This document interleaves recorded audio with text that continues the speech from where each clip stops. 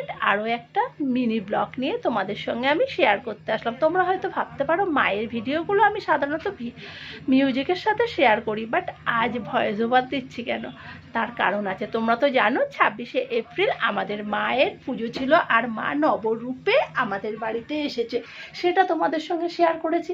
আর যেটা শেয়ার করার জন্য আজকে এসে সেটা হলো মায়ের সাথে, এই দেখো আমাদের বাড়িতে এইবার কৃষ্ণকালী মা এসেছে। বোনের একাডেমির ম্যাম এই কৃষ্ণকালী মাটা সেদিন আমাদের জন্য নিয়ে এসেছিল।